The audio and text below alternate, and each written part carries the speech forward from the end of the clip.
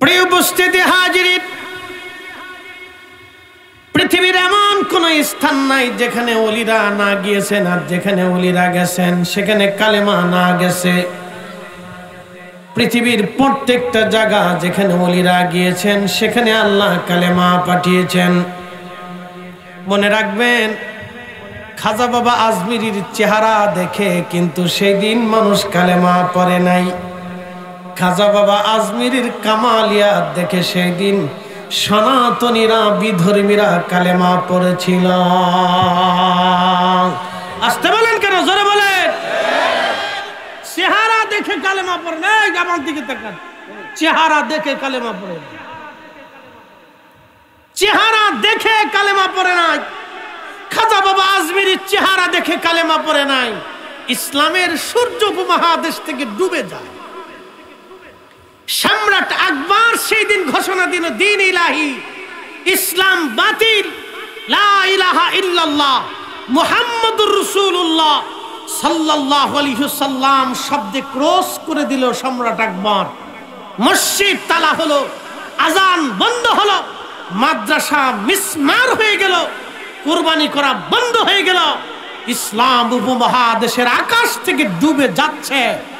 ঠিক সেই সময় আল্লাহ একজনকে পাঠিয়ে দিলেন, তিনি এই সিলসিলার ইমাম, 1000 বছরের মুজাদ্দিদ, শাইখুনা ইমামুনা ইমামুত তরিকত, রাহনুমায়ে শরিয়ত হযরত মুজাদ্দিদ আল ফিসানি সরহিন্দি ফারুকি, আমাদের এই সিলসিলার ইমাম কালেমার পতাকা উড্ডীন করলেন।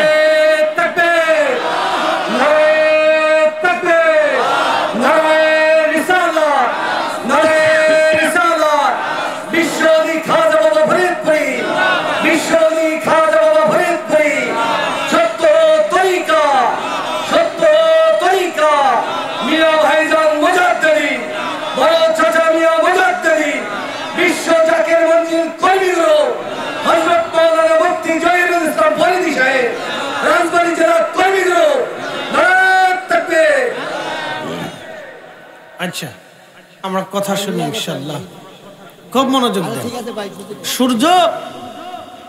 সূর্য কি হয়? এই উপমহাদেশের আকাশ থেকে ইসলামের সূর্য ডুবে যাচ্ছে। পৃথিবীর এক মহা সাম্রাজ্য, মুঘল এম্পায়ার, প্রধান সম্রাট আকবর,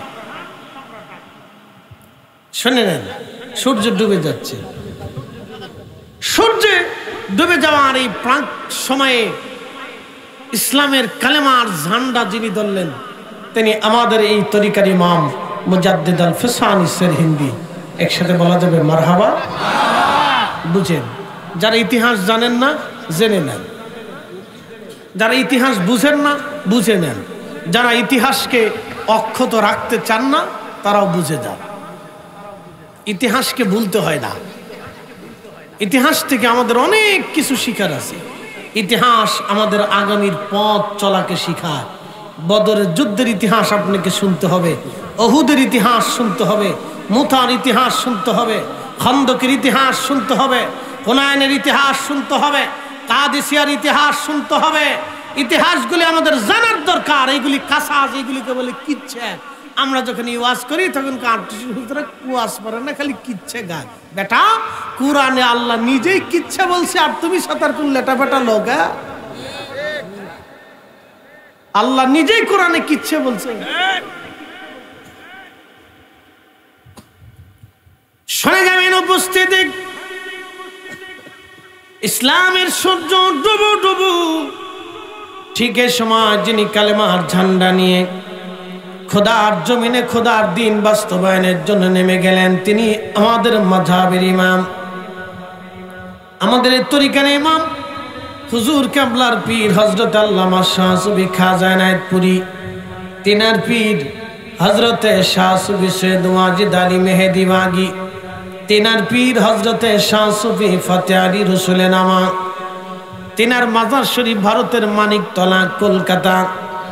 ভালো করে শুনবেন, তিনার মাজারে ঢোকার সময় ডান পাশে একজনের মাজার আছে, তিনি হযরত আব্দুল আওয়াল জৌনপুরী কারামত আলী জৌনপুরী রহমতুল্লাহ আলাইহির বড় সন্তান। শুনে যাবেন, সুফি ফতে আলী রসুলনামা রাহমাতুল্লাহ আলাইহির মুরিদ ছিলেন হযরত আবু বকর সিদ্দিক ফুরফুরা বিআল কুরাইশি, ফুরফুরার মরহুম হুজুর কেবলা মুজাদ্দিদে জামান। তিনি ছিলেন ফতে আলী রসুলনামা রাহমাতুল্লাহ আলাইহির মুরিদ। আর আমাদের তাওই হুজুর হযরত শাহ সুবু ওয়াজিদ আলী মেহেদি বাগী, তিনিও ছিলেন ফতে আলী রসুলনামা রাহমাতুল্লাহ আলাইহির মুরিদ। আমাদের তাওই হুজুর ছিলেন আওলাদে রসুল। আর হযরত আবু বকর সিদ্দিক ফুরফুরা বি কুরাইশি রাহমাতুল্লাহ আলাইহি ছিলেন কুরাইশি। উনিও নবী বংশের দুইজন শুদ্ধ সন্তান মুরিদ হয়েছিলেন।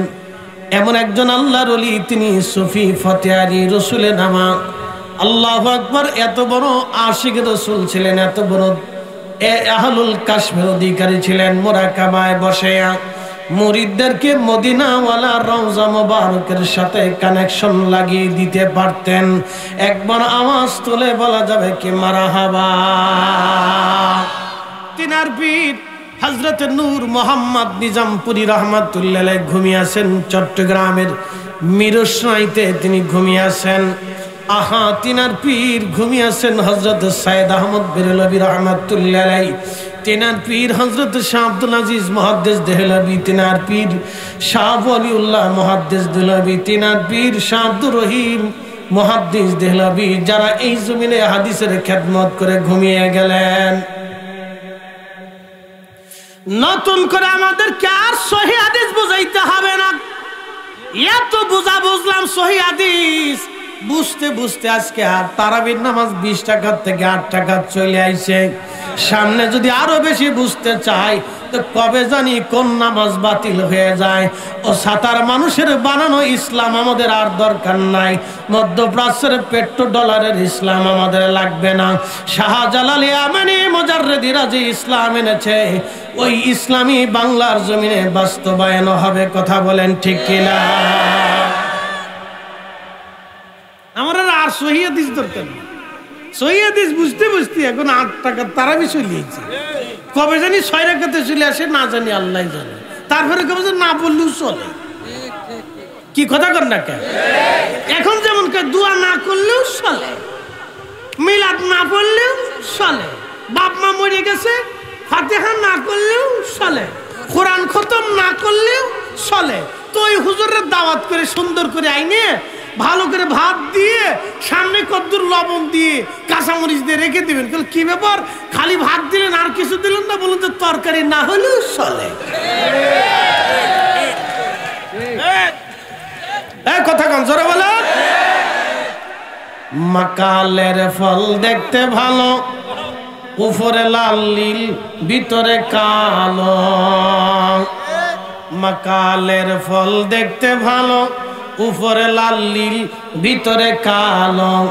ওরে সারা জীবন এমনি গেল দয়াল, সারা জীবন এমনি গেল, খাইতে আমরা পারলাম না। যার ভিতরে নাই রসুলের প্রেম, তার সাথে ভাব কইরো না।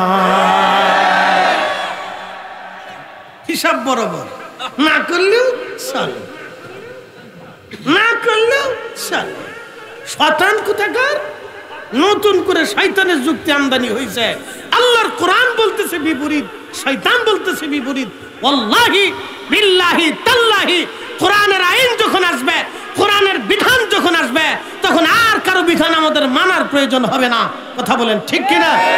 আল্লাহ জানিয়ে দিলেন, ফামান ইয়ামাল মিসকালা যাররাতিন খায়রান ইয়ারা ওয়া মান ইয়ামাল মিসকালা যাররাতিন শাররান ইয়ারা। কবির ভাষায় বলতেছেন, গুনার কাজ যত ছোট হোক করব না, নেকের কাজ যত ছোট হোক ছাড়ব না। দোয়া করলে নেকি হয় না, গুনাহ হয়। যদি নেকি হয়, আল্লাহর কসম করে বলি, আল্লাহর কোরআনের বিধান অনুযায়ী আমরা দোয়া মিলাদ ফাতিহা কখনো ছাড়ব না। শয়তানে কবে না করলেও চলে, ওরে সুন্দর করে দাওয়াত করে এনে কায়দা মতো বসেন দিয়ে দিবে, খা না খাইও চলে।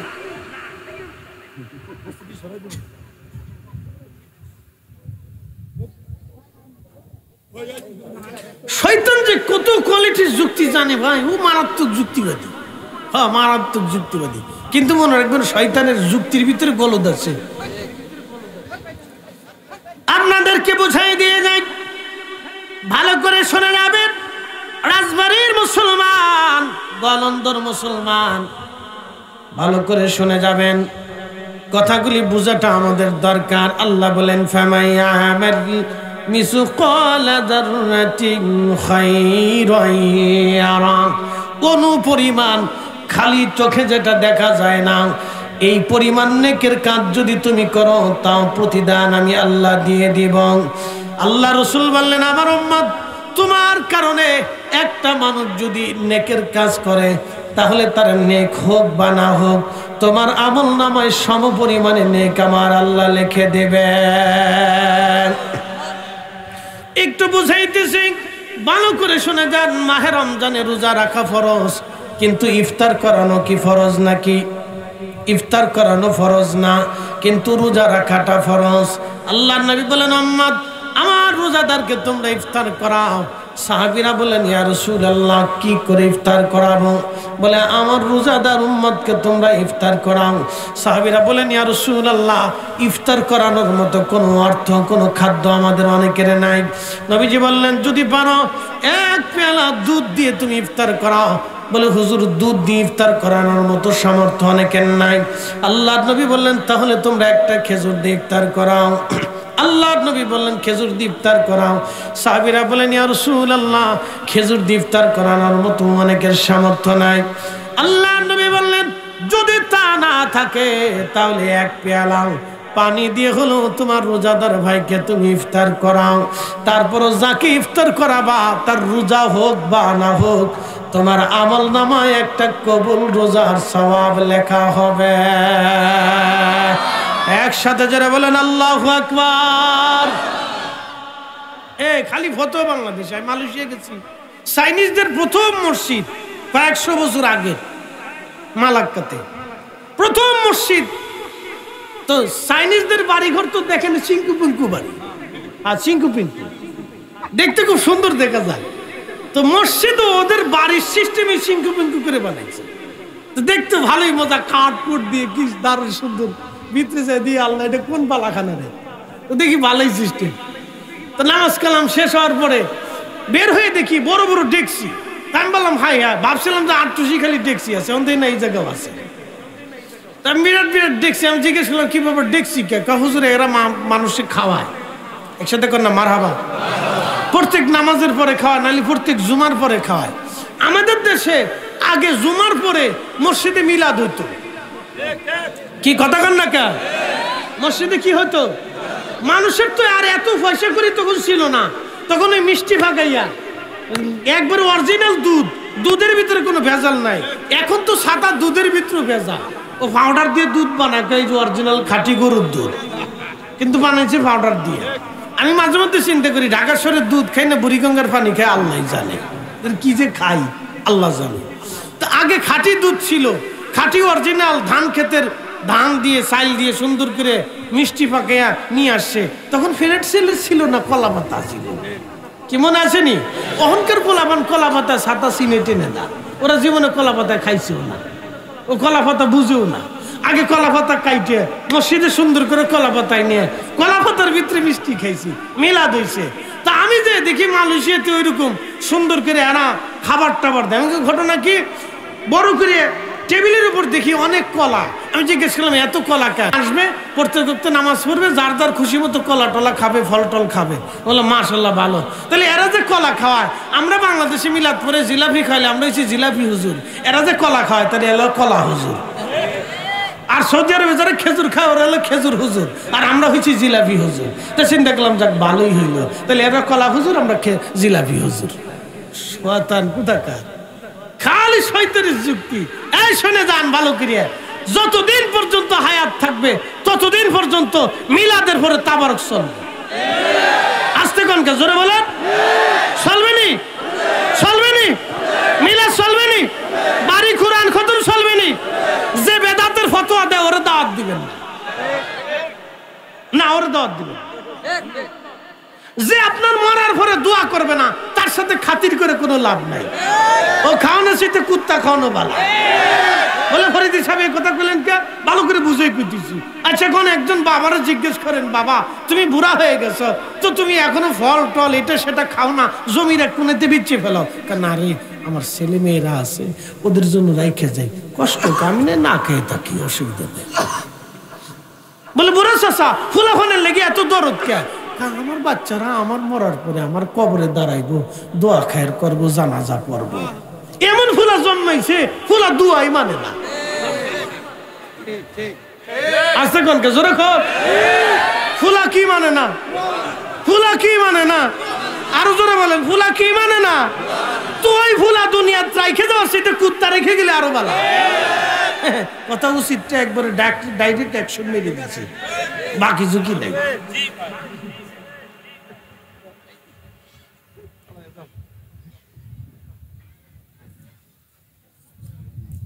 যেই ছেলে মা বাবা মা মরার পরে দোয়া করবেন, ও সাতার ছেলে তো হবে কি? হ্যাঁ, ও ছেলে পেলে হবে কি? ওই মেয়ে পেলে হবে কি? যেই পোলাপান দোয়া করবে না ওটাতে কি হবে আমার? ওই বন্ধু দিয়ে হবে কি যেই বন্ধু আমার মরার পরে দোয়া মানে না? কথা কয়। মানুষ বন্ধুত্ব কেন করে? আল্লাহর জন্য। একসাথে বলেন, কার জন্য? আর টুসি কেন গেছে? আল্লাহর জন্য। জোরে বলেন না, কার জন্য? আজকে কেন আসছেন? না, জোরে বলেন, একসাথে বলেন, আল্লাহর জন্য। আর নির্বাচনের জন্য মিছিল দিবেন ওটা হলো টাকার জন্য। ও তো আমরা ভালো করেই জানি। সারা মাস বলে কলস মার কাছে নি রে, কাছে কোন সে মার কলস, আরো জোরে কলস, জোর হয় না কে? কলস, জোরে বলো কলস। সারা মাস বেরো কলস কলস করে চিল্লেছে। পরে বদনাল আগের দিন রাত্রে বলে জায়গায় ভোট কয়টা আছে তোর ভাই? 5টা আছে। 5,000 দিলাম, কালকে সকালে প্রথমবার দিয়ে যায় বদনামারকে মেরে দিব। একবারে 10টার সময় প্রথমে ঢুকে যা করে খোদা আজকে বদনা। সারা মাস ধরে কি কইছে? কলস। এরপরে ভোটের জায়গায় যে ধাম ধাম করে বদনামারকে মারছে। এটা না মেড ইন বাঙালি। সকালে কয় এক কথা, দুপুরে কয় আর এক কথা, রাত্রে কয় আর এক কথা, ঘুমতে উঠে কয় আর এক কথা। মসজিদে বৈশা এরা মিথ্যা কথা কয়। মনে কিছু নিয়ে না, খুদার ঘর মসজিদে বসে মিথ্যা কথা। মসজিদে দাঁড়ায় কে? হুজুর এই আমার নামে 50 বস্তা সিমেন্ট লেখেন, কিয়ামতের আগ দিন পর্যন্ত আর পাওয়া যায় না। কে আসতে কোন কে? জোরে বলেন। এই বাঙালি, এই বাঙালি। আমি যে কতজনের কাছে মসজিদে ঢাকায় কত টাকা পাবো তার হিসেব নেই। মুতাল্লি সাহেব কাকা, হুজুর কত কোটি আছে পাবো, কত যে লেখাইছে, আর আসলো না ফিরে, আর আইলো না। বাঙালি মুসলমানেরা আল্লাহর সাথে চালাকি করে আর আপনারে ছেড়ে দিবে রে। পকেট কিন্তু সাবধান। হ্যাঁ, পকেট সাবধান, পকেট সাবধান। প্রিয় উপস্থিতি হাজিরিন, ভালো করে শুনে যাবেন। কিছু কথা দুনিয়ার প্রয়োজনে বললাম। কেন বললাম? আপনাদেরকে মূলের দিকে ফিরে নিয়ে চলে যাই। আহা, আল্লাহ কোরআনে বলেন, ওয়াকাদা রাব্বুকা আল্লা তা'বুদু ইল্লা ইয়াহু ওয়া বিল ওয়ালিদাইনি ইহসানা।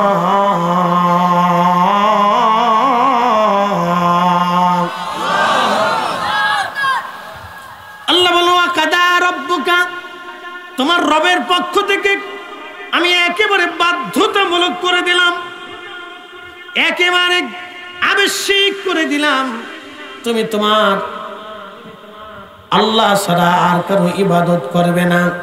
এরপরে আল্লাহ বললেন, ওয়াবিল ওয়ালিদাইনি ইহসানা। এরপরে আবশ্যক করে দিলাম তুমি তোমার বাবা মার সাথে সুন্দর আচরণ করবে। এরপরে আমার রব বলে দিলেন, ইম্মা ইয়াবলুগান্না ইনদাকাল কিবারা أحدهما أو كلاهما فلا تقل لهما أف আমার রব বললেন বান্দার বাধ্যতা করে দিলাম তোমাদের জন্য পিতা মাতা যদি বুড়া হয়ে যায় বৃদ্ধ হয়ে যায় তুমি তার সাথে এমন আচরণ করো এমন সুন্দর সুন্দর কথামালা দিয়ে কথা বলো যেন তোমার বাবা মা তোমার ব্যবহারে উহু শব্দটা পর্যন্ত করে না বসে এরপরে আল্লাহ বলেন বান্দা এখানে আর শেষ হয় নাই শোনো ওয়ালা তানহারুহুমা তুমি তাদের কারো সাথে ধমক দিয়ে উচ্চ বাচ্চে কথা বলবে না এরপরে আল্লাহ বলেন ওয়াকুল্লাহুমা কাউলান কারীমা এবং তুমি তোমার পিতামাতার সাথে সুন্দর নরম ভাষা দিয়ে কথা বলবে ওয়াকুল্লাহুমা কাউলান কারীমা ওয়াখফিজ লাহুমা জানাহা যুল্লি মিনার রাহমা বান্দাকে আল্লাহ বলেন বান্দা ওয়াজ শেষ হয় নাই আমি আল্লাহর পক্ষ থেকে আরো ওয়াজ শুনে নাও তোমার যত দয়া আছে মায়া আছে ভালোবাসা আছে সব দয়া মায়া ভালোবাসাগুলি তুমি তোমার মায়ের কদমের নিচে সুন্দর করে বিছায়া দাও যদি জিজ্ঞাসা করি হাজিরিন জীবনে কি আসো মায়ের পায়ের মধ্যে চুমা দিছো জিজ্ঞেস করলে কাউকে পাওয়া যাবে না 100 জনে একজনও পাওয়া যাবে না খুব কঠিন যদি জিজ্ঞাসা করি হে রাজবাড়িবাসী জীবনে কে মায়ের পায়ের মধ্যে চুমা দিছেন এখন তো খালি শিরিকের মাসলা গুতা এত শিরিক হইছে তাকু থাকার ও ফতোয়ার গোষ্ঠী কিলাই আগে ছেলেমেয়েরা বাবা মার কদম বসি করে তারপরে স্কুলে যাইতো পরীক্ষা দেওয়ার জন্য এখনকার ড্যাডি পাম্পা পাম্পা পাম্পা তাই আসতে কোন জোরে বলে মামি পাম্পা পাম্পা পাম্পা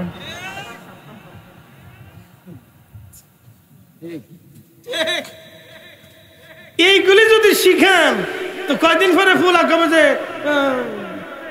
ড্যাডিকে এসে দিয়ে আসো বৃদ্ধাশ্রমে দিয়ে আসো যাও দিয়ে আসো হচ্ছে তো কপালে শনি আছে এই আব্দুল ওহাব নজদির এই দালালদের ফতোয়া শুনলে কপালে শনি আছে বাচ্চাকে আদব শিখাইতে হবে কদম বসে শিখাইতে হবে শনি আছে এই মিয়া রাসূল কারীমের দরবারে সাহাবী এসে বললেন ইয়া রাসূলুল্লাহ আমি মানত করেছিলাম ফতে মক্কা হলে আল্লাহর জান্নাতের চৌকাঠে দরজার মধ্যে সুমা দেব আস্তে কোনকে জোরে আরো জোরে না জোরে এই জান্নাত দেখছেন কোনদিন তো দরজা কই পাবে সাহাবী এসে বলেন ইয়া রাসূলুল্লাহ ফতে মক্কা হয়ে গেছে মানত কেমনে আদায় করব জান্নাত তো আমি পাই না প্রিয় নবী বলেন সাহাবী ঘরের মধ্যে কি মা আসেনি বলে হ্যাঁ ইয়া রাসূলুল্লাহ মা আছে তাহলে যাও মায়ের পায়ের মধ্যে চুমা লাগাও আল্লাহর চৌকাঠে জান্নাতের দরজার মধ্যে চুমা লাগানো হয়ে যাবে হে হাত উঁচা করে বলেন আল্লাহু আকবার তাহলে আজকে থেকে চলে যাবেন মায়ের পায়ের মধ্যে চুমা লাগাবেন কোনো শিরিক নাই যে শিরিকের মশালা দিবে কোন শতান গুতাই তোরে কোন শিরিকের মশালা নাই মায়ের পায়ের মধ্যে চুমা দিবেন বাবার পায়ের মধ্যে চুমা দিবেন প্রশ্ন রাখবেন ফরিদি হুজুর বাবা মার পায়ের মধ্যে কেন চুমা দিব উত্তর দিয়ে দেয় আপনাকে ছোট্টকালে মা আপনার পায়ের মধ্যে কতবার চুমা লাগাইছিল আপনি বলেন হাকিদাই করতে পারবেন জিন্দেগি তুই শয়তান কোথাকার খালি শিরিকের মাসলা মারতেছে ছেলে পেলেদেরকে বেয়াদব বানিয়ে ফেলছে আর একটা মোটরসাইকেল পিছনের নিচে পাইলে ও বাপও চিনে না ও চাচাও চিনে না উস্তাদও চিনে না স্যারও চিনে না হুজুরও চিনে না মাস্টারও চিনে না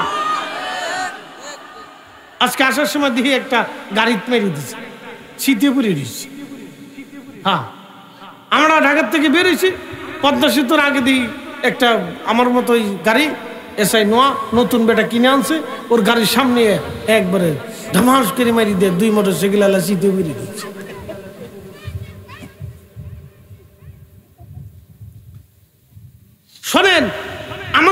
ছেলেপেলেরা কি আর আধুনিক? মালয়েশিয়ার ছেলেপেলেদের থেকে কি আমাদের দেশের ছেলেপেলেরা আধুনিক? যায় দেখেন তো, বাংলাদেশে মালয়েশিয়ার সরকার আমাদের দেশে যত সিঙ্কু ফিঙ্কু মোটরসাইকেল আছে একটাও কিনবে না, কোনো অনুমতি দেয়। যত সিঙ্কু ফিঙ্কু খালি বাংলাদেশে আছে, সিঙ্কু ফিঙ্কু সিঙ্কু ফিঙ্কু। এক একটার কি বাও মোটরসাইকেল, বাপরে বাপ, বাও দেখলে মাথা নষ্ট হয়ে যায়। যে মোটরসাইকেল না, এটা কি আসছে আজরাইল না মোটরসাইকেল, আল্লাহ জানে কি সিস্টেমের মোটরসাইকেল আসে। সৌদি আরবে যান, সৌদি আরবের ধনীরা বাংলাদেশের ধনীদেরকে নিয়ে পকেটে করে নিয়ে ঘুরে বেড়াইতে পারবে। তাদের বাচ্চারাও এই সমস্ত সিঙ্গুপুঙ্গু মোটরসাইকেলের অনুমতি নেই। পৃথিবীর উন্নত বিশ্বতে যায় দেখেন, এই সিঙ্গুপুঙ্গু মোটরসাইকেল নাই, শুধুই বাংলাদেশের ভিতরে এই সিঙ্গুপুঙ্গু।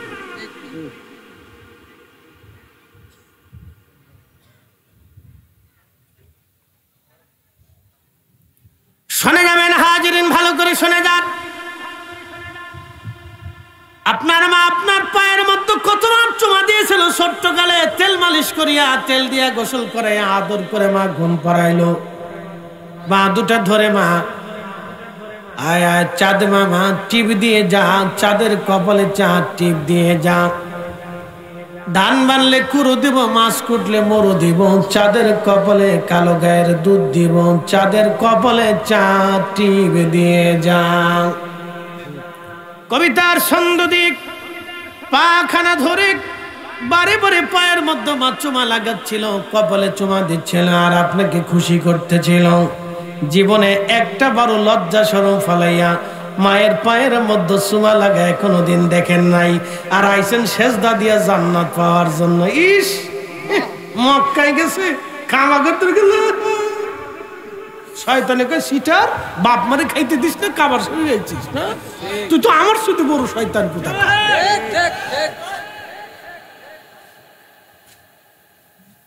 উচিত কথা শুনে যাবেন, এগুলো উচিত কথা। খোদা যদি পাইতে চান তো খোদা যেখানে আছে সেখানে চলে। আপনাদেরকে একটা প্রশ্ন করি, জবাব দিবেন। আমার দিকে তাকান, প্রশ্ন করে জবাব দিন। কয়েকদিন আগে দিনাজপুরে এক ভাগারে এক ক্ষুধার্ত পাগল না খেয়ে মরে গেল। তার শরীরের অবস্থা দেখেছেন? ক্ষুধার্ত না খেয়ে মরে গেল। আচ্ছা বলেন তো, কিয়ামতের ময়দানে এই পাগল আল্লাহর আদালতে দাঁড়ায় বলবে, এ রব, তুমি তো আমাকে বাংলাদেশের মতো একটা জঘন্য দেশে পাঠাইছিলে, 18 কোটি মানুষের কাছে আমার কোনো খাবার মিলে নেই আল্লাহ।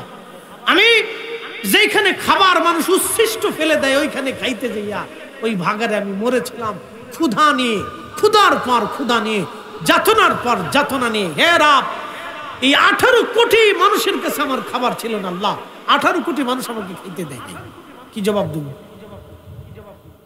আর এক দল আছে খালি খাওয়ার বিরুদ্ধে ফতোয়া মানুষ, শয়তান কোথাকার।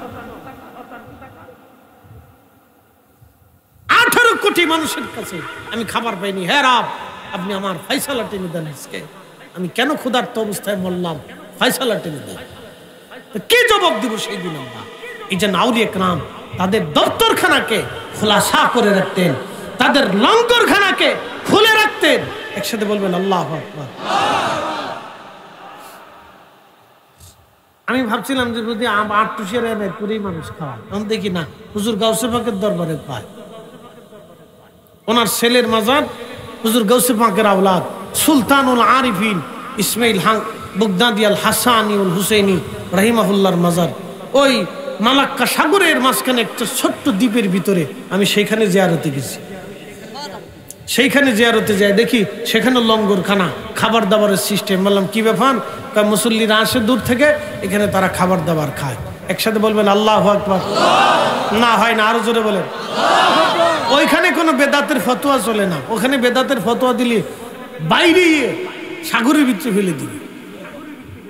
খালি ফতোয়া বাংলাদেশে চলে। 8 গরু দেখলে অনেকে শরীরে চুলকা,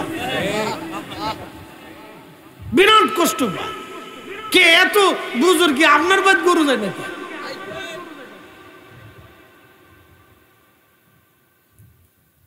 শোনা যাবেন হাজিরিন,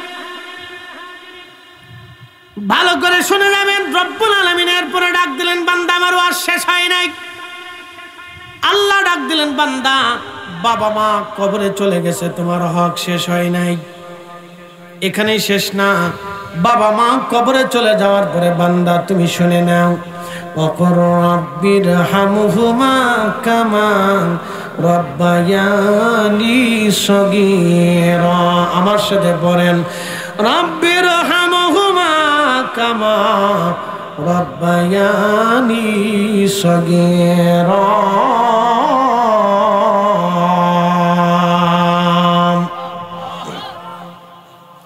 আল্লাহ ডাক দিয়ে বললেন বান্দারে তুমি এইভাবে দোয়া বলো এই শব্দমালা দিয়ে তুমি আমার কাছে বলো রাব্বিরহামহুমা কামা রাব্বায়ানি সগীরা ছোট্টকালে আমার বাবা মা আমাকে যেমনে আদর করে করে খাওয়াই দিত গোসল করিয়ে দিত তেল মালিশ করে দিত আমার পায়খানা পেশাবগুলি সাফ করে দিয়ে মা আমাকে চুমা লাগাইতো কোলে করে মা যেখানে যাইতো আমাকে সেখানে নিয়ে যাইতো রব্বুল আলামিন আমি কোনো রূপ যদি কষ্ট না পাই মা আমাকে যত্ন করত সারা রাত মা আমাকে কোলে করে নিয়ে ঘুমাইতো আল্লাহ ইয়া রাব্বি ইয়া আল্লাহ সেইভাবে তুমি আমার বাবা মাকে লালন পালন করো দেখবেন পাখির বাসার ভিতরে 3টা 4টা বাচ্চা যখন হয় পাখি বিভিন্ন জায়গা থেকে খাবার জোগাড় করে এনে বাচ্চারা হাঁ করে থাকে পাখি যে বাচ্চাদের মুখে খাবার ঢুকিয়ে দেয় ওইভাবে আমার মা আমাকে খাবার মুখে ঢুকিয়ে দিল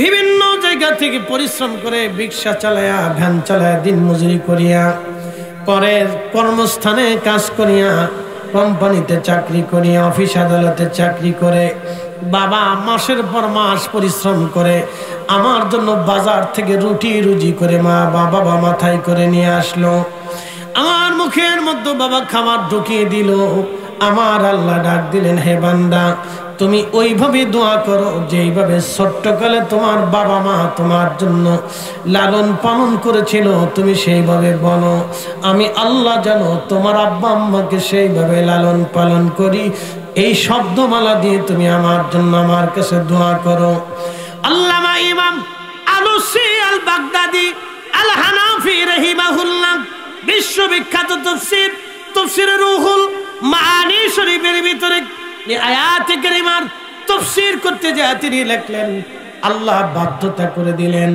ওই সন্তানের বাবা মা হারা প্রত্যেকটা সন্তানের জন্য আল্লাহ বাধ্যতা করে দিলেন প্রত্যেক নামাজের পরে যেন সন্তান এইভাবে দোয়া করে রাব্বিরহামহুমা কামা রাব্বায়ানি সগীরা এখন বলেন যেই ছেলেমেয়েরা দোয়া মানে না তাহলে ওই ছেলেমেলে পালার চাইতে কুত্তা পালা অনেক ভালা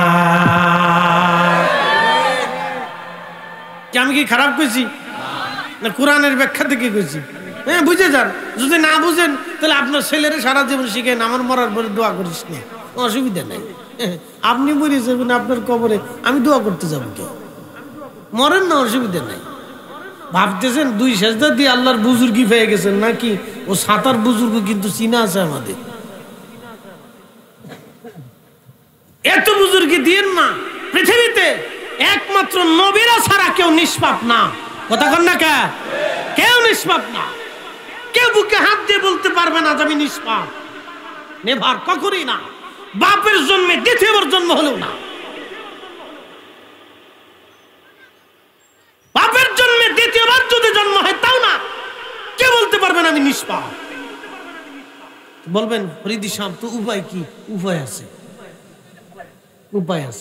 উপায় কি বুঝাইতেছি শয়তান রে আল্লাহ বলে উসজুদু লি আদম যে আদমের দিকে সেজদা দে আদম আলাইহিস সালামের দিকে সমস্ত ফেরেশতারা সেজদা দিল ইল্লা ইবলিস সেজদা দিল না আল্লাহ জিজ্ঞেস করলেন সেজদা কেন দিলি না বলে আল্লাহ ও অধম আর আমি উত্তম ওরে মাটি দিয়ে বানাইছো আমি আগুন দিয়ে তৈরি আমি 9 লক্ষ বছর ইবাদত করছি ওর থেকে আমি শ্রেষ্ঠ কি কখনো অধমকে সেজদা দিতে পারে আল্লাহর দরবারে যুক্তি পেশ করলো সাথে সাথে আল্লাহ বলেন দূর হ শয়তান আমার দরবারে কোনো অহংকারীর জায়গা হবে না আমি পাক আমার জায়গা পাক আমার স্থান পাক আমি পাক ছাড়া কবুল করি না দূর হ ওয়া কানা মিনাল কাফিরিন ওয়া কানা শব্দ দিয়ে আল্লাহ স্থায়ী করে দিলেন ওয়া কানা মিনাল কাফিরিন দূর হয়ে যা তুই স্থায়ীভাবে তোকে শয়তান ঘোষণা করে দিলাম অবিশ্বাসী ঘোষণা করে দিলাম যা আমার দরজায় তোর কোনো জায়গা হবে না,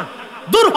তখন শয়তান বলল, রাব্বি তাড়িয়ে তো দিলা, তা আল্লাহ আমি যে 9 লক্ষ বছর সেজদা দিয়েছিলাম কিছু দিবা না? বলে কি চাস? বলে 3টা জিনিস চাই। বলে কি লাগবে? বলে কিয়ামত পর্যন্ত হায়াত দিবা। বলে দিলাম। আর কি চাস? বলে আল্লাহ তাম সৃষ্টি তাসাররুফ করে এক পলকের ভিতর ঘুরে আসবো, ক্ষমতা দিয়ে দাও। বলে তাও দিলাম। আর কি চাস? বলে রাব্বি তোমার বান্দার রক্তের সিনার ভিতর দিয়ে ঢুকে একবার কালবের কোনায় বসে বসে ধোঁকা দিব, আর তোর বান্দাকে বেনামাজি বানাবো, চরিত্রহীন বানাবো, হারাম খাওয়াবো, গুনাহ করাবো, বেরোজগার বানাবো, আর আমার শয়তানি ধোঁকা দিয়ে তোর বান্দাকে গুনাহ করাবো। এ আল্লাহ তোর ইজ্জত জালালের কসম করে বলতেছি, তোর বান্দাকে আমি বেহেশতে ঢুকতে দিব না, গুনাহ করে জাহান্নামী বানাবো। আমার রব সেই দিন ডাক দিয়ে বলল, এই শয়তান তুই শুনে রাখ, আমি আমার ইজ্জত জালালের কসম করে বলতেছি, আমার বান্দাকে তুই গুনাহ করাবি, আমার বান্দা আমার কাছে মাপ চাইতে দেরি হবে, আমি রব্বে করিম ক্ষমা করতে দেরি করব। হাত উঁচা করে বলেন, চিৎকার মেরে বলেন আল্লাহু আকবার। দোয়া চলবে না? হাসতে বল, দোয়া চলবে না? হাত উঁচা করে বলেন দোয়া চলবে, মিলাদ মাহফিল চলবে, কোরআন খতম চলবে, ফাতিহা চলবে, জিকির মাহফিল চলবে, ফাতিহা চলবে, নফলের পরে দোয়া চলবে, চালাইতেই হবে। কতক্ষণ ঠিক কিনা?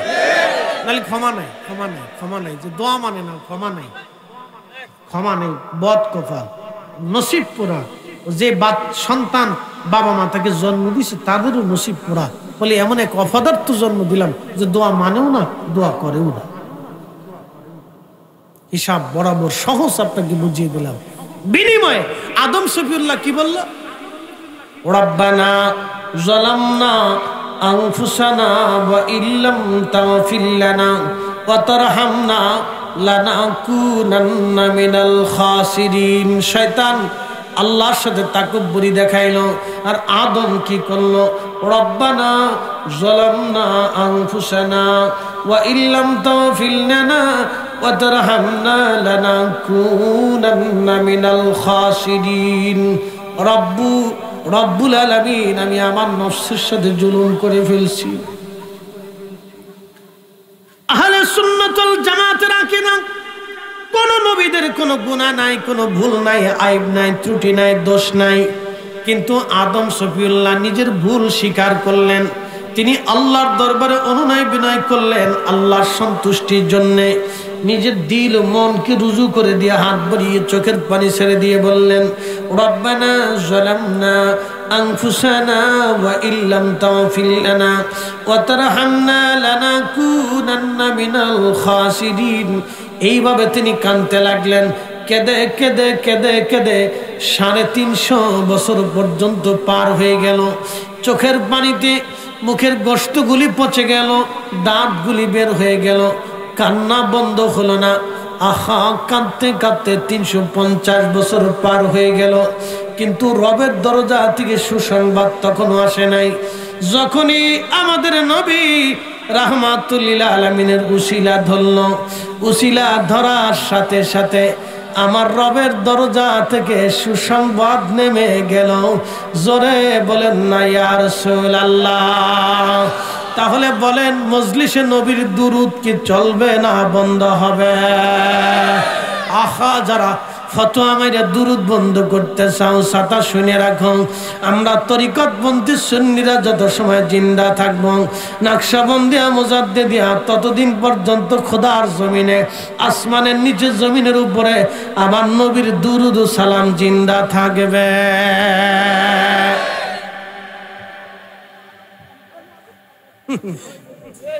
আমাদের প্রয়োজনে জিন্দা থাকবে,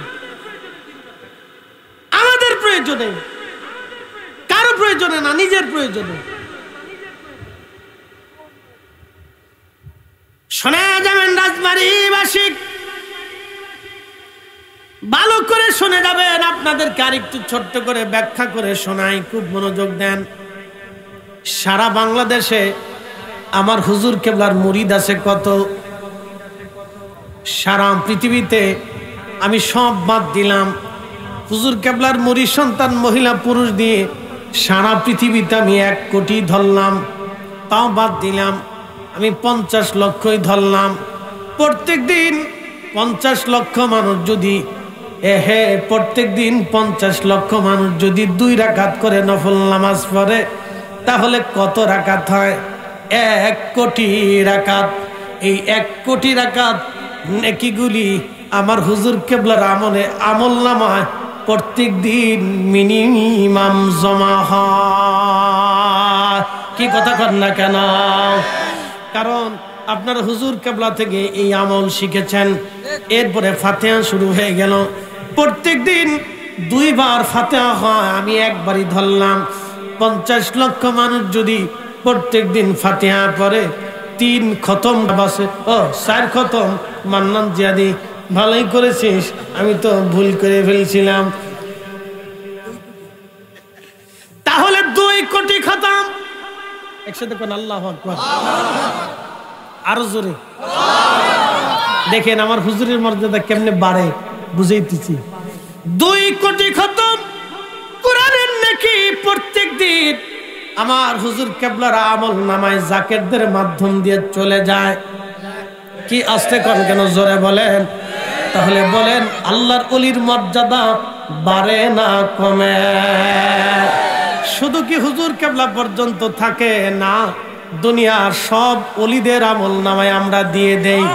আচ্ছা বলেন সব ওলিদের আমল নামায় যখন আমরা হাদিয়া পাঠাই, ওলিরা আমাদের জন্য দোয়া পাঠায়। এই জন্য আট্টশির মুরিদরা আল্লাহর কাছে চাইলে অনেক কিছু পাইয়া যায়। ক্যান্সার ভালো হয়, লিভার নষ্ট হয়ে গেছে ভালো হয়ে যায়, মেয়ের বিয়ে হয় না আল্লাহর পক্ষ থেকে ফয়সালা হয়ে যায়, বিদেশ যেতে পারে না ফয়সালা হয়ে যায়, ব্যবসা মন্দা চলতেছে ফয়সালা এসে যায়। অনেকে বলে আট্টুসি মনে হয় জিন চালায়। আরে বেটা, জিন দিয়ে যদি সব কাজ হতো তাহলে সলিমউদ্দিন ফকির জিন চালান দিয়া সব গরু তার বাড়ি নিয়ে যেতে পারত। তাহলে আমাকে টাইগার মুসার বাড়ি বহুত জিন যেত, সব জিন মাগুরা চলে যেত গরু।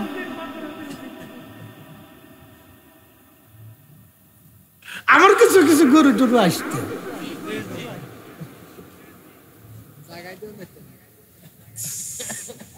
অনেকে আইয়া জোরে ধরে হুজুর বিরাট ভক্ত আপনার, কিন্তু 10টা ঠেয়ে দিয়ে কয় না চা খায়। একদিন ভাঙ্গার পুকুরিয়ার আগে গাড়িতে তেল নেব, পাম্পে ঢুকছি, এক ট্রাক ড্রাইভার ভূত করে বাথরুম থেকে বের হয়ে এসে আমার দেখি ওই অবস্থায় জড়ায় ধরছে। বেড়া খুব মোটা তাজা, তো আমি আর কুলাইতে পারতেছি না। বেড়া যে বাথরুম থেকে এসা পায়খানা পেশাব টেসাব করিয়া হাতে হাত মুখ ধুইছে না, আমার যে জড়াই ধরছে আমি শক্তি দাঁড়াই দিচ্ছি। হুজুর আমনি এখানে? আমি বাথরুমে ঢুকতে গেছিলাম। হুজুর আমনে আজকে বাথরুমের সামনে পেয়ে গেছি। বাড়ি কোথায়? কক্সবাজার। কি করেন? গাড়ি চালাই। প্রত্যেক দিন গাড়ি চালায় আর আপনার ওয়াজ শুনি হুজুর এইখানে যে আপনারা ভাবো কল্পনাও করিনি, এই জন্য হুজুর ধরছি আজকে ছাড়িনি। ধরেন আর কি করবে, কিন্তু 10টা টিয়া দিল না, না তা দিল না, খালি জোরে ধরে জোরে একটা চাপ দিয়ে গেল চলে।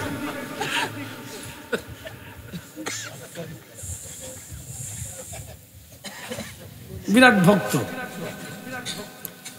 তা আমাদের ভক্ত নিয়ে তা, কিন্তু আল্লাহর ওলির বাড়ি গরু ধরে নিয়ে তেতুলিয়ার থেকে হাঁটতে হাঁটতে গেছে আটটুসি, অন্তত মিনিমাম হলো 400 কিলোমিটার। কি টিপু ভাই, 400 কিলোমিটার। কোন ফ্রেমে জানেন?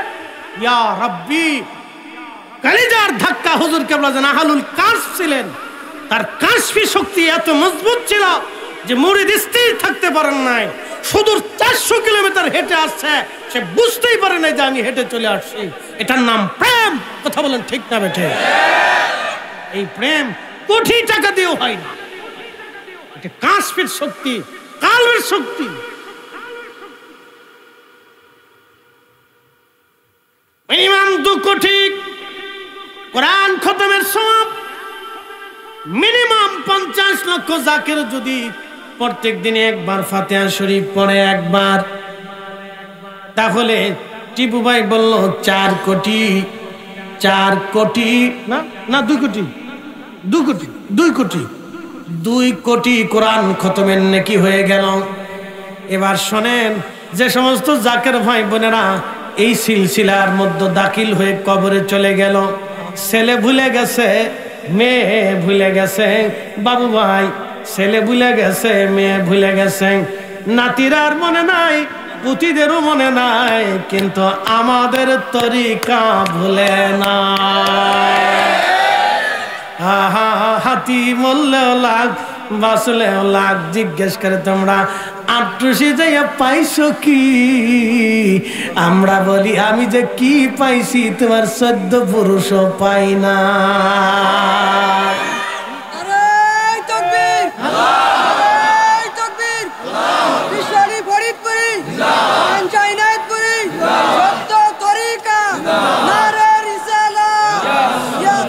থাক আর লাগবে না, থাক, সময় কম, অনেক দূর থেকে জাকের ভাইরা আসছে, এরা চলে যাবে। 1.5 ঘন্টা কয়ে ফেলছি। বাপ রে বাপ, ঠেলা কারে কর। আর আমি তো আজকে 4 সাবজেক্ট। আমার গ্রামের বাড়ির মসজিদের মাহফিল, এরা আমারও ছাড়ে না। মসজিদের মাহফিল এই চিন্তা করলাম এখানে আসি। রাসু ভাই ফোন দিয়ে করলো যে ফরিদি ভাই 28 তারিখে কোথায় কেমনে কে? বললো আমার গ্রামের মাহফিল। কায় তালি সুযোগ হয়েছে? বলে কে? আমাদের এখানে জলসা পড়ছে, জেলা জলসা। বলে কই যাবেন? আমার, আমি বললাম যে আপনার মার্কেটের সামনে দিয়ে দেন। না পিছনে জায়গা আছে, দেন সালাম, আসতেছি আমি 10:30 থেকে 11টার ভিতরে ঢুকবো। ঠিকই, কিন্তু আমি একবারে জায়গা মতো টাইম মতো চলে আসছি, দেরি হয় নাই, কিন্তু কথা কাজে ঠিক আছে, জায়গা মতো টাইম মতো চলে এসেছি। মাইফি ওখানেও ছাড়ছি, সময় মতো চলে এসেছি। কিছু বোঝার দরকার। তাহলে আমি আপনাদের কাছে আজকে কোনো মেসেজ দিতে পারি নাই, শুধু পিতা মাতার মেসেজ দিছি। বাবা মার পায়ে চুমা দিবেননি? আসতে না, জোরে বলেন। এই নারীরা খালি তো ফুচকা খান আর চটপটি খেয়ে বেড়ায় না, আর তো কিছু না, বুঝিস না তোরা। আর খালি ঘরের ভিতরে ঝগড়া বাঁধাইবো, কেমনে যে বাঁধাইবো খালি চিন্তা করে। আর সব শিখছি স্টার জলসা থেকে, সব স্টার জলসা থেকে শিখছে, সব স্টার জলসা থেকে শিখছে। বেটিটা খুব শিখতেছে এখন। এত সময় হুজুর তো ভালোই ওয়াজ করলে, এখন তো আমরা এসে একবারে 2 দিন বাস। এই হুজুর আর দাওয়াত দেওয়া যাবে না, অসুবিধা নেই, কোনো সমস্যা নেই। 1 নম্বর, বাবা মার পায়ের মধ্যে চুমা দিবেন, চলবে? ধরে বলেন চলবে?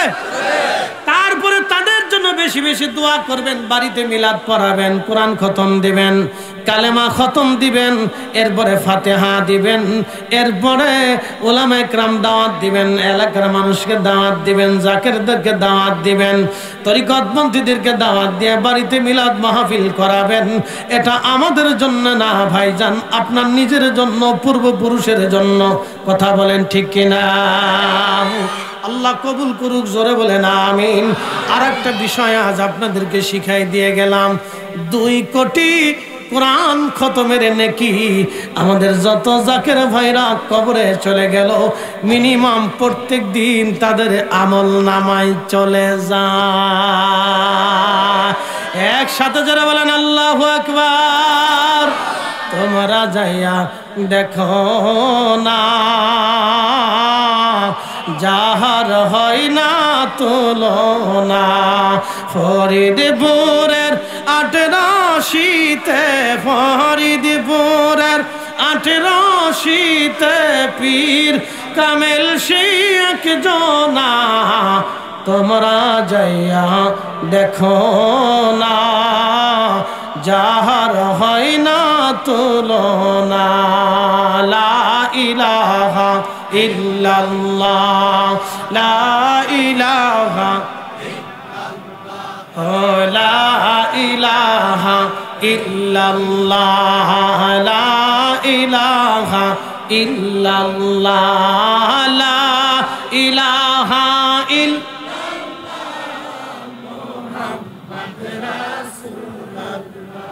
বন্ধু শুনে যাবেন, ভালো করে শুনে যাবেন, ওয়াজ আমার শেষ। এই দপ্তরের বিরোধিতা যে যতই করুক কাজ হবে না। ও শিয়া মিয়া আবি যাবি যত ইচ্ছা থাকুক কাজ হবে না, হবে না। হাত উঁচা করে বলেন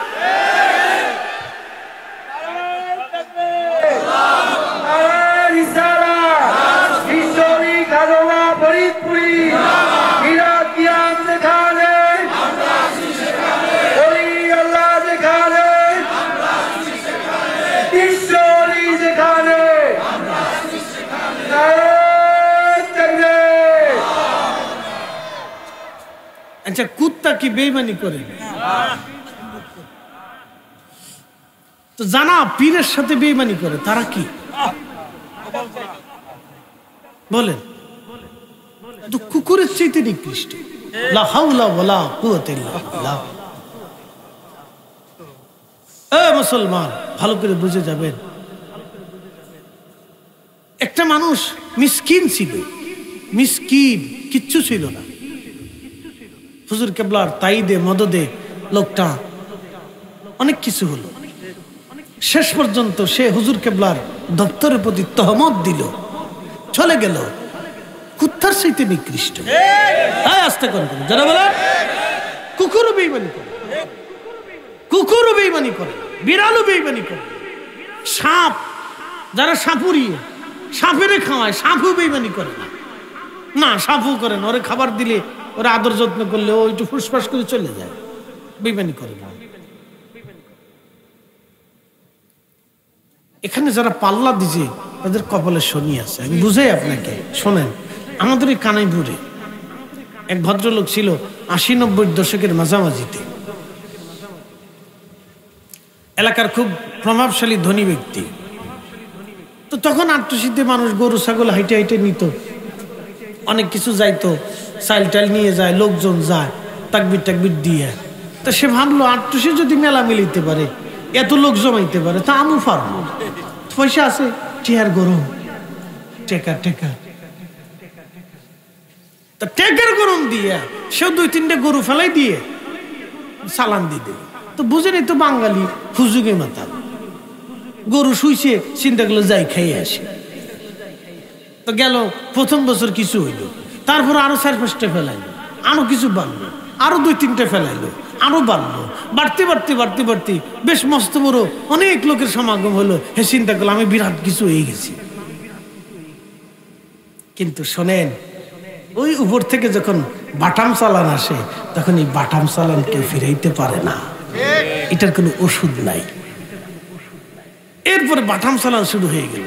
আস্তে আস্তে আস্তে আস্তে গরিব হতে হতে হতে হতে জমি জমা বেচতে বেচতে বেচতে বেচতে আমাদের কানাইপুর স্ট্যান্ডে ভিক্ষা করত। হ্যাঁ, আমাদের কানাইপুর স্ট্যান্ডে ভিক্ষা করত। ভিক্ষা করতে যায় গাড়ির নিচে পড়ে মরে গেল, শেষ, খালাস। আউলিয়া কিরামের সাথে নাফরমানি করতে হয় না, আউলিয়া কিরামের সাথে বেঈমানি করতে হয় না, আউলিয়া কিরামের সাথে বেয়াদবি করতে হয় না, আউলিয়া কিরামের সাথে পাল্লা দিতে হয় না। যেই দিয়েছে সেই মরেছে। সম্রাট আকবরের মাসনাদ হারিয়েছে, জাহাঙ্গীর পর্যন্ত হারিয়ে ফেলেছিল, কিন্তু ক্ষমা চেয়ে ফিরিয়ে নিয়েছে। কথা বলেন ঠিক না বেটে? বুঝে যাবেন, এটা মহাসাগর। মহাসাগর থেকে ২-১টা মাছ চলে গেলে সাগরের কিচ্ছু হয় না, কিচ্ছু হয় না। এটা আমরা চালাই না তো। কি মনে করেন, দরবার শরীফে, উরুস শরীফে গত বছরের হিসাব অনুযায়ী ৮০ লক্ষ টিকিট গেছে, ৮০ লক্ষ টিকিট গেছে। ৮০ লক্ষ টিকিট যদি যায়, তো বিনা টিকিটে যে কত লক্ষ গেছে তার তো হিসাব নাই। আর আমরা তো টিকিট লাগে না, ঠিক আছে না? আমরা তো মার্কাওয়ালার টিকিট, কর্মী যারা আছে এরও মার্কাওয়ালার টিকিট, টিপু ভাই তো কোনো কথাই নাই, তো মার্কাওয়ালা। এরকম অনেক বহু মার্কাওয়ালা আছে যারা খেদমত করে তাদের কোনো টিকিট নাই, এরকম লক্ষ লক্ষ টিকিট ছাড়া। তো টিকিটে যদি 80 লক্ষ যায় তাহলে আপনি বুঝেন এই 80 লক্ষ টিকিটে প্রত্যেক দিন এক বেলা করে যদি হয় তো 4 দিনে 4 বেলা গেছে, তাহলে 80 লক্ষ 4 কত হলো? 4 32, 3 কোটি 20 লাখ। 3 কোটি 20 লাখ বাসনে ভাত বাড়তে কি পরিমাণে চালের দরকার, কি পরিমাণে তরকারির দরকার, কি পরিমাণে গোশতের দরকার, কি পরিমাণে আলুর দরকার, কি পরিমাণে এই লোকজনের দরকার, কি পরিমাণে মানুষের পিছনে সময় ব্যয় করছে, কোথা থেকে আসলো, কারা আনলো? অবশ্যই এর পিছনে আল্লাহর তাইদ মদদ আছে।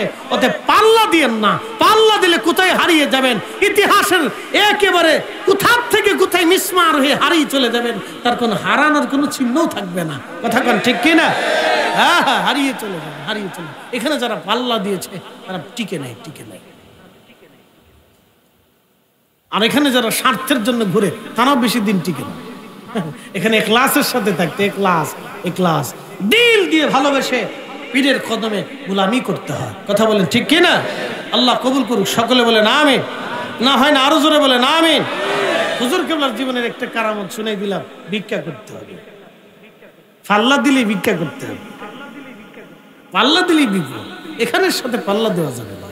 পৃথিবীর কোন ওলির সাথে পাল্লা দিলে, শোনেন আমার দিকে থেকে নোয়ার শেষ। আবুল হাসান খেরকানি, আবুল হাসান জোরে বলেন, আবুল হাসান, ওনার বাড়ি হচ্ছে বর্তমান ইরানের খেরকানি। তো আবুল হাসান খেরকানি রহমাতুল্লাহ আলাইহির দরবারে বিশ্ববিখ্যাত বাদশাহ, সে বাদশার নাম হযরতে সুলতান মাহমুদ গজনবী রহিমাহুল্লাহ। তিনি গেলেন, দেখেন রাজ দরবারে বাদশাহ সুলতান মাহমুদ গজনবী রহমতুল্লাহ আলাইহি আবুল হাসান খেরকানি রহমতুল্লাহ আলাইহির বরগাহে যাইয়া চুপচাপ বসে রইছেন। হুজুর ভিতরে মোরাকাবা, কোনো কথাবার্তা নাই। এত বড় সুলতান চুপচাপ যে বসে রয়েছে, কোনো শব্দ নাই। একসাথে বলবেন না মারহাবা? না হয় না আরো জোরে বলেন, বুঝে নেন, ভালো করে বুঝে নেন। চুপচাপ বসে রয়েছে। তো সুলতান মাহমুদ গজনবী খাদেমকে বলতেছে, খাদেমো তুমি হুজুরে বলো না যে মাহমুদ গজনবী হুজুরের খেদমতে দোয়ার জন্য আসছে। কি বুঝলেন? সুলতান মাহমুদ গজনবীর পরিচয়টা দিয়ে দেই। বর্তমান আফগানিস্তানের রাজধানীর নাম কাবুল। এই কাবুলে ঢুকার আগে একটা গাজনি গেট আছে। এই গাজনি কে কেন্দ্র করে Uzbekistan, Tajikistan, Turkmenistan, Azerbaijan, Armenia, এই পাকিস্তান এবং ইরানের বিরাট এক অংশ মিলেছিল গাজনি সাম্রাজ্য। অন্তত বাংলাদেশের মতো 200 দেশের সমান। বুঝাই দিলাম এবার। এই গাজনির সুলতান যে আল্লাহর ওলির বারগাহে চুপচাপ বসে আছে, খাদেমকে বললেন, খাদেম রে হুজুর কি একটু বলো না আমার কথা। খাদেম পিছন দিক থেকে যে বলেন, হুজুর সুলতান মাহমুদ গজনবী আপনার দোয়ার আশায় আসছে। হযরতে আবুল হাসান খেরকানি ধমক দিয়ে বলেন, বেটারে বাদশাহ কেন আমার দরবারে আসছে? এই কুকুর আমার দরজা থেকে তাড়াইয়া দে, কেন আসছে আমার কাছে? একসাথে বলবেন আল্লাহু আকবার। না হয় না আরো জোরে বলেন। বলতেছে, হুজুর এই আপনার কাছে দোয়ার জন্য আসছে, একটু এজাজত দেন। নরম হয়েছে। সামনে যে বসছে আবুল হাসান খেরকানি বললেন, হ্যাঁ সুলতান মাহমুদ কি জন্য আসছো? বলতেছে, হুজুর আমি একটু দোয়ার আশায় আসছি। কেন? আমি ভারতের সোমনাথ মন্দির আক্রমণ করব। এই বেটা সোমনাথ মন্দির দিয়ে তোর কি কাজ আছে বল। বলতেছে, হুজুর আমি শুনেছি হারাম শরীফের ভিতরে যে মন্দিরগুলি, মূর্তিগুলি আল্লাহর নবী ভেঙেছিলেন, তার অংশ বিশেষগুলি সোমনাথে নিয়ে লাগানো হয়েছে। যেটা আল্লাহর নবী ভেঙে ফেলে দিয়েছে সেই অংশ বিশেষ পৃথিবীর কোন মন্দিরে থাকতে পারবে না। আমি এটা রাখবো না। যদি অনুমতি দেন আমি সেটাও ভেঙে ফেলে দিতে চাই। সুলতান মাহমুদ গজনবী রহমাতুল্লাহ আলাইহি অনুমতি নিলেন। সুলতান মাহমুদ গজনবীকে অনুমতি দিলেন। আবুল হাসান খেরকানি অনুমতি দিয়ে বললেন, বেটা অনুমতির জন্য আসছি, যা আমার জুব্বাখানা তোকে দিয়ে দিলাম, যদি কখনো মুসিবতের মধ্যে পড়ে যাস তাহলে আমার এই জুব্বাখানা ধরে আল্লাহর দরবারে হাত বাড়িয়ে বলবি, আল্লাহ যদি জুব্বাওয়ালারে পছন্দ হয় তাহলে আজকে আমার এই দাও সেই দাও, দেখবি আল্লাহ তোর দোয়া কবুল করেছে। একবার জোরে বলা যাবে কি মারহাবা? কি বুঝলেন? আগের রাজা বাদশারা ওলিদের দরবারে ধন্না দিতেন। শোনেন, ইমাম হযরতে আল্লামা মোল্লা আলী কারি মাক্কি আল মাওরিদের মধ্যে তিনি লিখেছেন, পৃথিবী বিখ্যাত বাদশা ছিলেন মোগল সাম্রাজ্যের অধিপতি সম্রাট হুমায়ুন। হুমায়ুন যুদ্ধে বারবার হেরে হেরে যাচ্ছেন, বিভিন্ন জায়গা থেকে দুঃখের সংবাদ আসতেছিল। তিনি বললেন, দেখ রে বৈরাম বেগ, এদেশে কি কোনো আল্লাহর বুজুর্গ ওলি আছে কিনা? বলে, হ্যাঁ হুজুর আছে। বলে, নাম কি? বলে, খাজা মাহমুদ বাহাদাবানি নকশবন্দি। বলে, যা তো হুজুরকে আমার দাস দরবারে নিয়ে এসে একটু দোয়া করা। বৈরাম খান যায় বলতেছে, হুজুর এই বাদশাহ আপনাকে তার দরবারে দাওয়াত করেছেন, আপনি কবুল করেন। সুলতান মাহমুদ বাহাদাবানি নকশবন্দি রহমতুল্লাহ আল্লাহর ওলি ডাক দিয়ে বলেন, এই যা তোর বাদশাকে বল আমি কোন রাজ দরবারে দাওয়াত নেই না, যা বেটা চলে যা। একসাথে বলবেন আল্লাহু আকবার। মাহমুদ বাহাদাবানি নকশবন্দি তাড়িয়ে দিলেন। বৈরাম খান যে সম্রাট হুমায়ুনরে বলতেছিল, বাদশা তিনি দাওয়াত নেন নাই, আমাকে তাড়িয়ে দিয়েছেন। বলে, বেটা রে তুই যে বারবারে বল যে হুজুর কি করলে দাওয়াত নিবে। তখন সুলতান মাহমুদ খাজা মাহমুদ বাহাদাবানি নকশবন্দি রহমতুল্লাহের কাছে এসে বৈরাম খান বিনয় বলতেছিল, হুজুর ক্ষমা করে দিবেন, এই বাদশাহ আমাকে আপনার কাছে আবার পাঠিয়েছেন, বাদশাহ দোয়ার জন্য আপনার কদমে আবদার করেছেন, আর বলেছেন কি করলে আপনি রাজ দরবারে যে দোয়া করবেন, ওনার দোয়ার বড় দরকার, উনি বড় পেরেশানির মধ্যে আছে। তখন মাহমুদ বাহাদাবানি নকশবন্দি বলেছিল, এই বৈরাম তোর বাদশাকে যায় বল যদি রাজ দরবারে মিলাদ শরীফের ইন্তজাম করে, আমি রসুলের মিলাদের ইজ্জতের কারণে আমি যাব, বাদশার জন্য যাব না। একসাথে বলবেন আল্লাহু আকবার। না আরো জোরে বলেন, জোরে বলেন। মিলাদ চলবে নি? আসতে হয় না, জোরে বলেন চলবে নি? আমাদের এই নকশবন্দি মুজাদ্দিদে মিলাদ আসেনি। এখন কেউ এসে বেদাতের ফতোয়া দিলে আমি তো তার তরিকার লোক না, কি কথা ঠিক আছে কিনা? আমি তো তার তরিকার লোক না, আমার তরিকে যেটা আছে আমি সেটা মানবই, ঠিক আছে না ভাই? আমার তরিকে যেটা আছে আমি কি করব, সেটা মানবই। বাদশাহ হুমায়ুন বিরাট করে ঘন ঘটা করে রাজ দরবারে মিলাদের ইন্তজাম দিলেন। বিশ্ববিখ্যাত মুহাদ্দিস ইমামুল হারামাইন আশ-শরীফাইন, হারামের ইমাম, তিনি কিতাবের মধ্যে লিখতেছে, 400-450 বছর আগে কিতাবের ভিতরে লিখতেছে, সেই সময় বিরাট ঘন ঘটা করে বাদশাহ মিলাদের ইন্তজাম করলেন। হুজুর গেলেন, বাদশাহ হুমায়ুন নিজে পানি ঢেলে হুজুরের ওযু করালেন, পা ধোয়াই দিলেন। এরপরে মিলাদ শরীফ হলো, দোয়া হলো। আল্লাহর মহান ওলি মিলাদ পড়াইয়া বাদশার দরবার থেকে দোয়া করে তারপরে আসলেন। একসাথে বলা যাবে না মারহাবা? আসেন আমরা নবীজিকে সালাম জানাই, ইয়া নবী